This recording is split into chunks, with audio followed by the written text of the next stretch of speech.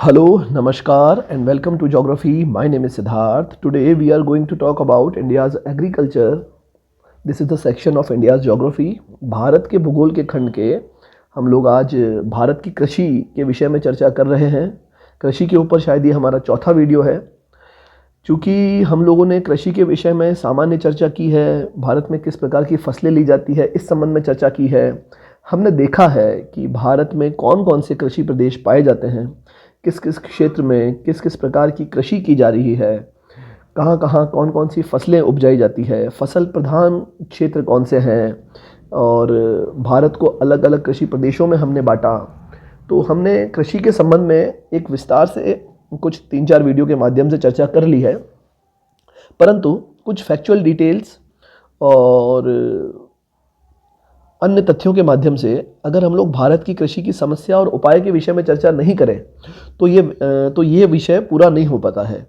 तो इसलिए ये जो वीडियो है मैंने भारत की कृषि से संबंधित समस्या और उसके समाधान के ऊपर एक वीडियो मैंने बनाया है ये, क्योंकि आप जब भी कोई प्रश्न का उत्तर लिखेंगे, चाहे आप अपने यूजी की परीक्षा में हो अथवा पीजी की परीक्षा में हो, यूपीएससी की परीक्षा में हो या आरपीएससी की परीक्षा में हो, जहां आपको सब्जेक्टिव उत्तर लिखना है वहाँ पर आपको समस्या के साथ साथ समाधान और समाधान से पहले समस्या, इन दोनों ही विषयों पर आपको कुछ ना कुछ लिखना पड़ता है।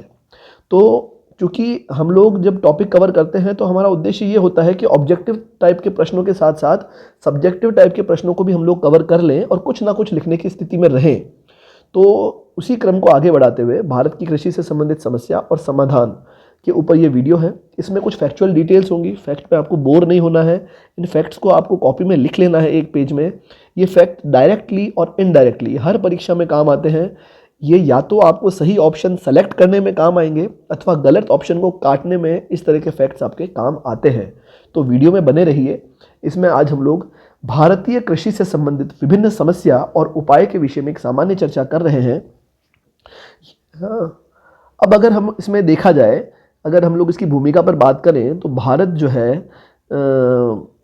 एक एग्रीकल्चर बेस्ड इकोनॉमी रहा है शुरू से। क्यों हम इसे एग्रीकल्चर बेस्ड इकोनॉमी कहते हैं, क्यों हम इसे कृषि आधारित अर्थव्यवस्था कहते हैं? क्योंकि भारत के जो श्रम है, भारत का जो रोजगार है, उसका लगभग 50% हिस्सा एग्रीकल्चर से डायरेक्टली और इनडायरेक्टली जुड़ा हुआ है। ठीक है, और भारत विश्व का 10वां सबसे बड़ा कृषि योग्य भूमि संसाधन मौजूद है भारत में। मतलब कृषि से के लिए जो सबसे योग्य भूमि संसाधन होगा, जैसे उपयुक्त मृदा हो गई, जल की व्यवस्था हो गई, ठीक है, मैदानी क्षेत्र हो गया, ये सारे के सारे जो है योग्य भूमि संसाधन है किसी भी एरिया में एग्रीकल्चर करने के लिए। तो भारत विश्व का 10th सबसे बड़ा जो है कृषि योग्य भूमि संसाधन है भारत में। और वर्ष 2011 की कृषि जनगणना के अनुसार देश की कुल जनसंख्या का लगभग 61.5% जो पार्ट है वो ग्रामीण क्षेत्रों में निवास करता है, और ग्रामीण क्षेत्र मैक्सिमम या ज़्यादातर जो है एग्रीकल्चर पर डिपेंडेंट है। तो इसी हिसाब से हम लोग कृषि की भूमिका और उसके महत्व को समझ सकते हैं। अब अगर बात करें कि वर्ष 2019 से पहले कृषि क्षेत्र के अंदर लगभग मान लो अगर मैं आपको बात करता हूँ वर्ष 2019 की, तो देश में कृषि क्षेत्र में कई प्रकार के हस्तक्षेप और व्यवधान देखे गए। वर्ष 2019 से पहले हिस्से में 75,000 करोड़ रुपए का रिकॉर्ड निवेश के साथ प्रधानमंत्री किसान सम्मान निधि योजना शुरू की गई है। वीडियो को पॉज कीजिए। मेरा आपसे एक प्रश्न है, जरा समझिएगा कि पिछले गत 5 से 6 सालों में भारत में एग्रीकल्चर सेक्टर, जिसमें कृषि क्षेत्र, सिंचाई क्षेत्र, पशुधन क्षेत्र, इन सभी क्षेत्रों में सरकार के द्वारा बहुत सारी योजनाएं चलाई गई हैं। इनके वेलफेयर के लिए कई सारे कार्य किए गए हैं। आप मुझे कम से कम 5 ऐसी योजनाओं के नाम बताएंगे जो विगत 5 अथवा 6 वर्षों के अंदर सरकार द्वारा एग्रीकल्चर को प्रमोट करने के लिए अथवा एग्रीकल्चर में लगे लोगों के हितों को ध्यान में रखने के लिए, चाहे वो बीमा योजना हो, फसल बीमा हो या कोई भी योजना हो, आप मुझे कमेंट सेक्शन में बताएंगे। इसमें आप पशुधन, एग्रीकल्चर, सिंचाई, मृदा, इन सब से जो एग्रीकल्चर से डायरेक्ट और इनडायरेक्टली जुड़े हुए सेक्टर हैं, आप मुझे योजनाओं के नाम देख करके बताएंगे। और उन योजनाओं के विषय में आपको अच्छी खासी जानकारी होनी चाहिए कि पिछले 5-6 वर्षों में एग्रीकल्चर से रिलेटेड कौन कौन सी ऐसी योजनाएं हैं जो क्रियान्वित की जा रही है। अब हम लोग बात करते हैं कि 2019 के ही दूसरे हिस्से में इस क्षेत्र के लिए आपदा के रूप में सामने आया और देश के कई हिस्सों में सूखे और बाढ़ की घटनाएं हमें देखने को मिलती है। 2019 की बात है, कई कई क्षेत्रों में तो बाढ़ आती है और कई क्षेत्रों में सूखा देखने को मिलता है। जैसा कि भारतीय मानसून है ये बहुत ही ज़्यादा अनियमित है, ये सब जगह समान रूप से नहीं है और हर वर्ष भी समान नहीं है। तो इसके अलावा आर्थिक मंदियों ने और ख़ासकर साग सब्जियों की जो कीमतों में जो वृद्धि हुई है उसने उपभोक्ताओं पर एक बड़ा बोझ डाला है। तो अब मैं आपसे दो प्रश्न हैं कि क्या लोक लुभावन उपायों और प्रयासों से अर्थव्यवस्था पर कुछ खास प्रभाव पड़ रहा है, या यूँ कहते हैं कि जलवायु प्रेरित आपदाओं को कम करने के कई उपायों के बावजूद भी क्या एग्रीकल्चर में लगे हुए लोगों को कोई लाभ हो रहा है? थोड़ा सा आप इस बारे में विचार कीजिए और मुझे बताइए। अब मैं आपसे बात करूं कि एग्रीकल्चर पर ध्यान देने की ज़रूरत क्यों है, तो यदि हम लोग बात करते हैं कि भारत में कृषि जो है आजीविका प्रदान करने का और खाद्य सुरक्षा सुनिश्चित करने का सबसे अहम भूमिका जो है ये एग्रीकल्चर निभाती है। मतलब भारत में अगर रोजगार की बात करें या आजीविका की बात करें तो लगभग 50% पार्ट एग्रीकल्चर से जुड़ा हुआ है और खाद्य सुरक्षा तो पूरी तरह से एग्रीकल्चर पर ही डिपेंड होती है कि जो हमारे पास सरप्लस में होगा हम उसे खाद्य सुरक्षा के लिए यूज़ करते हैं। फिर अब हम लोग बात करते हैं साथ ही खेती जो है गरीबी को कम करने और विकास को सतत कंटिन्यूअस या सस्टेनेबल बनाए रखने के लिहाज से भी बहुत इंपॉर्टेंट हो जाती है। कृषि का सकल घरेलू उत्पाद में 16% और रोजगार में लगभग 50% हिस्सा। ये एक कॉन्ट्राडिक्शन देखने को मिलता है कि जो सेक्टर किसी देश में रोजगार सृजन का इतना बड़ा सेक्टर है या रोजगार के लिए इतना बड़ी मात्रा इसमें लगी हुई है, लेकिन उनका आउटपुट जो सकल घरेलू उत्पाद में जो इनका हिस्सा है या यूँ कहें कि तो वो मात्र 16% है। 50 का एटलीस्ट 50% होता या उसके तकरीबन आसपास होता। ये इसके रोजगार प्रोवाइड करने का जो हिस्सा है उसका आधे से भी कम है, 16% हिस्सा। तो ऐसे में खराब कृषि प्रदर्शन से महंगाई, किसानों से जुड़े संकट और राजनीतिक सामाजिक असंतोष पैदा हो सकते हैं। साथ ही कृषि में उत्पादकता बढ़ने से अर्थव्यवस्था के अन्य उत्पादक क्षेत्रों को गति देने में मदद मिलती है। अब हम लोग बात करते हैं भारत में कृषि की मौजूदा स्थिति के बारे में। तो हम लोग जब आर्थिक सर्वेक्षण पढ़ते हैं तो उसमें हम लोग ये देखते हैं कि भारत की आबादी का एक बड़ा हिस्सा इसमें लगा हुआ है, जैसा कि मैंने अभी आपको बता दिया। अब इन आंकड़ों के मुताबिक चालू कीमतों पर जीवीए जो है सकल मूल्य वर्धन जो होता है उसमें 14-15 में 18.2% से गिर के इस एग्रीकल्चर सेक्टर में 19-20 में 16.5% हो गया है। देखो ये डेटा वगैरह है, आपको अगर एग्जैक्ट डेटा याद नहीं रहते हैं तो आपको ये पता होना चाहिए कि 14-15 के मुकाबले 19-20 में कम हुआ है। क्लियर बात है। अगर हम लोग बात करें कि एग्रीकल्चर में जो मशीनीकरण है का स्तर कम होने से एग्रीकल्चर की उत्पादकता कम होती है। ये बात पता है आपको कि हम लोग जितनी ज़्यादा मशीनों का यूज़ करेंगे, हायर टेक्नोलॉजी का यूज़ करेंगे, उतनी ज़्यादा उत्पादकता बढ़ती है। अगर हम लोग मशीनों का उपयोग नहीं करते हैं तो थोड़ी सी उत्पादकता में फ़र्क आता है। तो आर्थिक सर्वेक्षण 19-20 के अनुसार भारत में जो एग्रीकल्चर का मशीनीकरण है वो 40% है, जबकि ब्राज़ील जैसा जो भारत का समकक्ष विकासशील देश है में 75% और अमेरिका में 95% है, उसके मुकाबले भारत में काफ़ी कम मशीनीकरण है। अब देखो इसमें कॉन्ट्राडिक्शन ये देखने को मिलता है कि अगर हम लोग मशीनीकरण को बढ़ाएंगे तो कहीं ना कहीं रोजगार में कमी आती जाएगी। तो हमें इन दोनों का सामंजस्य स्थापित करना है कि धीरे धीरे उत्पादकता भी बढ़े परंतु रोजगार में कमी नहीं आए। फिर अब हम लोग बात करते हैं पशुधन की।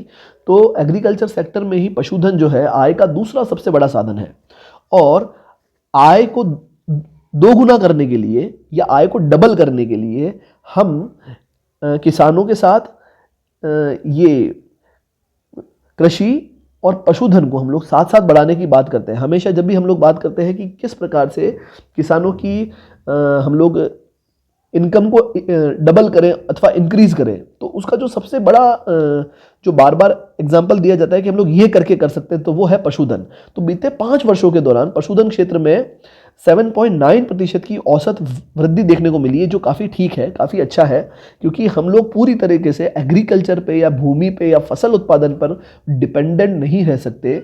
बिकॉज यहाँ पर मॉनसून और वर्षा में अनियमितता देखने से कई बार फसल ज़्यादा, कई बार कम, कहीं पर बाढ़, कहीं पर सूखा देखने को मिल जाता है। तो हम अगर पशुधन को भी साथ साथ इसे बढ़ावा दें तो एग्रीकल्चर सेक्टर में लगे लोगों को एक वैकल्पिक स्रोत प्राप्त होगा आय का।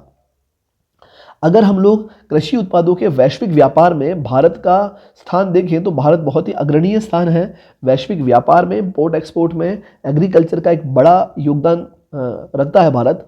और भारत का योगदान की अगर हम लोग बात करें कि भारत जो है कृषि निर्यात के मुख्य भागीदारों में जो एक्सपोर्टर है उसके जो है उसमें अमेरिका, सऊदी अरब, ईरान, नेपाल और बांग्लादेश शामिल है। ठीक है। अब हम लोग बात करते हैं 1991 में जो इकोनॉमिक जो सुधार किए गए थे, जो आर्थिक सुधार किए गए थे, तो उसके दौरान आर्थिक सुधारों के दौरान बड़ी बड़ी मशीनें और टेक्नोलॉजी को हमने एग्रीकल्चर के लिए बाहर से इंपोर्ट किया था और वही इंपोर्ट हम लोग कंटिन्यूअस किए जा रहे हैं। हमें ध्यान देने की ज़रूरत है कि कम से कम इस सेक्टर की जो टेक्नोलॉजी है वो इस देश में बनी रहे, वो ज़्यादा हमारे लिए बेनिफिशियल होता है। अब हम लोग बात करते हैं कि भारत के विषय में कुछ फैक्ट के बारे में हम लोग बात कर लें कि तो सकल फसली क्षेत्र कितना होगा, बोया गया निवल क्षेत्र कितना होगा, ये हर वर्ष चेंज होता है। आप इकोनॉमिक सर्वे के अंदर इसको पढ़ सकते हैं, इसको हम लोग यहाँ नहीं पढ़ेंगे बिकॉज ये सारे के सारे वो फैक्ट हैं जो हर साल बदलेंगे। तो वीडियो में हम लोग उन फैक्ट्स के बारे में बात नहीं करेंगे जो लगभग हर साल बदलते हैं। अब हम लोग बात करते हैं कि चुनौतियों और समस्याएं क्या है। तो अब हम लोग बात करें कि ये सब तो थी हमारे सामने चुनौतियां कई सारी। अब हम इसके अंदर देखें तो अगर हम लोग मुख्य रूप से चुनौतियों के विषय में अगर चर्चा करें तो इसमें मैं आपको कुछ इससे संबंधित फैक्ट्स के बारे में चर्चा करना चाहूँगा कि अगर हम लोग हरित क्रांति की बात करते हैं तो हरित क्रांति के पश्चात आज तक जो खाद्य उत्पादन है वो लगभग 3.7 गुना बढ़ा है। तो 3.70 जो है भाग उसका बढ़ा है, गुना बढ़ा है। लेकिन उसी दौरान जनसंख्या में जो वृद्धि है वो 2.55% के हिसाब से हुई है, गुना के हिसाब से हुई है। लेकिन इसी दौरान एग्रीकल्चर में किसानों की आय में कोई वृद्धि हमें देखने को नहीं मिलती है।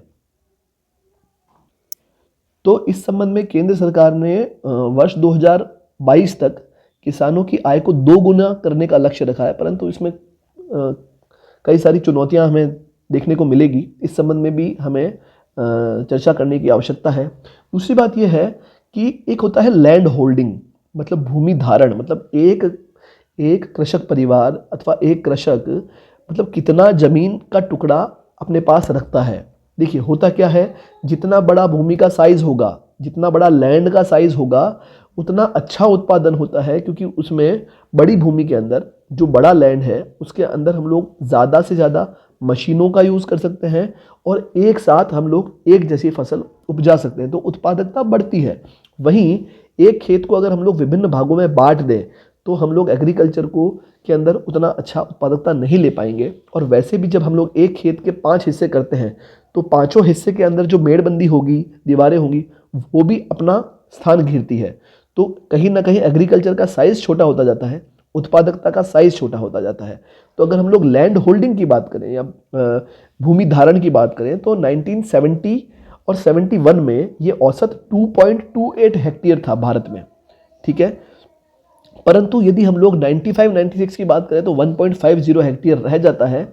मतलब लैंड होल्डिंग कम होती जा रही, भूमि का साइज अगर हम लोग पर फार्मर बात करें तो ये कम होता जा रहा है। अब हम लोग बात करें कि अगर आपको अच्छी उत्पादकता चाहिए, उच्च फसल पैदावार चाहिए, तो क्या इंपॉर्टेंट है? एक इंपॉर्टेंट फैक्टर आता है बीज। आपके पास अच्छे बीज हो, अच्छी किस्म के बीज हो तो आपकी फसल भी अच्छी गुणवत्ता वाली पैदा होती है।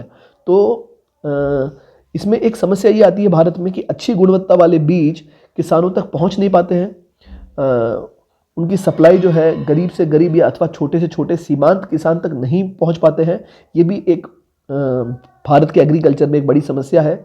अगले फैक्टर है मानसून। मानसून के विषय में मैं चर्चा कर चुका हूँ वीडियो की स्टार्टिंग से ही। एक और फैक्टर है अंतिम, विपणन। बात करते हैं कृषि के विपणन की, इसके खरीदने बेचने की, इसके व्यापार की। तो होता क्या है, आज भी जो किसान है उसको अपनी फसल बेचने के लिए कई सारे मध्यस्थों पर और व्यापारियों पर, स्थानीय व्यापारियों पर निर्भर होना पड़ता है। क्लियर बात है। हमें एक ऐसे विपणन क्षेत्र की ज़रूरत है हर जगह पर, जहाँ पर छोटे से छोटा किसान की जो है वहाँ पर पहुँच सुनिश्चित की जा सके। तो ये कुछ समस्याएं हैं भारत के एग्रीकल्चर में। अगर हम लोग समाधान के विषय में चर्चा करें तो अगर हम लोग उपाय की बात करते हैं तो इसमें हम लोग ये देखते हैं कि हमारे देश के समावेशी विकास के लिए जो सबसे इम्पोर्टेंट जो क्षेत्र है वो है कृषि क्षेत्र। तो हमें इसे प्रोत्साहन तो देना है। कैसे प्रोत्साहन दिया जाए? अब हम लोग जब देखते हैं कि कृषि व्यय और विकास चालकों में असमानता के मुद्दे को संबोधित किया जाना चाहिए। साथ ही पशुधन और मत्स्य पालन, ये वो क्षेत्र है जिनमें अच्छा खासा विकास हुआ है और विकास की संभावना है, परंतु विकास की संभावना होते हुए भी इसमें व्यय कम किया जा रहा है। इस क्षेत्र में पैसा कम लगाया जा रहा है। इसमें और ज़्यादा व्यय करने की ज़रूरत है, सरकार को भी और स्थानीय लोगों को भी। अगर हम लोग बात करते हैं R&D की, रिसर्च एंड डेवलपमेंट की, तो अनुसंधान और विकास पर जो खर्च किया जा रहा है उसमें हमें एग्रीकल्चर के सेक्टर को बढ़ाना चाहिए। अब इसमें कुछ प्रतिशत दे रखे हैं, हम लोग उस विषय में चर्चा नहीं करेंगे, हर साल बदलते रहते हैं। और अगर हम लोग बात करते हैं कि भारत की, तो भारत एक्चुअली होता क्या है कि कृषि पर भारत की जो निर्भरता है और जलवायु प्रेरित आपदाओं को देखते हुए देश भर में भारतीय कृषि अनुसंधान परिषद की क्लाइमेट स्मार्ट विलेज की अवधारणा है, उसे हमें क्रियान्वित किया जाना चाहिए। फिर हम लोग बात करते हैं एग्रीकल्चर सेक्टर के अंदर प्राइवेट सेक्टर को भी हमें प्रोत्साहन देना चाहिए। मैं ये नहीं कहता कि 100% प्राइवेटाइजेशन कर दो, नो, लेकिन हमें प्राइवेट सेक्टर को ये प्रोत्साहन देना चाहिए कि अगर आप किसानों के हित में और एग्रीकल्चर के हित में कार्य करेंगे तो आपको कुछ इंसेंटिव मिलेंगे, या आपको इस क्षेत्र के लिए जो आप कार्य कर रहे हैं उस क्षेत्र के लिए कार्य करने में गवर्नमेंट को उनमें थोड़ा सा छूट देनी चाहिए। अगर हम लोग और बात करें कि हमें बेसिकली डेटा कलेक्ट करना और एनालिसिस करने के लिए, खास तौर से कृषि क्षेत्र के डेटा को कलेक्ट करना और उसे एनालिसिस करने के लिए एक अलग से एजेंसी की स्थापना करनी चाहिए। ये एजेंसी जब वहाँ से एक्चुअल डेटा लेकर के आएगी और उसे एनालिसिस करेगी, तो हम वास्तव में जो समस्या है और जिस क्षेत्र में जिस चीज़ की कमी हमें मिल रही है, जो कॉन्ट्राडिक्शन हमें प्राप्त होता है, हम उस पर समाधान कर सकते हैं। तो ये वीडियो था इस कृषि वाले खंड में समस्या और समाधान के ऊपर। थोड़ा सा और आप इसके अंदर कई सारे पॉइंट ऐसे हैं, बहुत सारे पॉइंट हैं बेसिकली जो आप इसमें ऐड कर सकते हैं। आप लोग ऐड कीजिए। इस वीडियो का जो प्रश्न था, सरकार द्वारा चलाई गई एग्रीकल्चर सेक्टर से संबंधित कोई 5 या 5 से ज़्यादा योजनाओं के बारे में आप मुझे कमेंट सेक्शन में बताएंगे। वीडियो के साथ आप लोग इसी तरह से जुड़े रहिए। मिलेंगे नेक्स्ट वीडियो में। Thank you very much.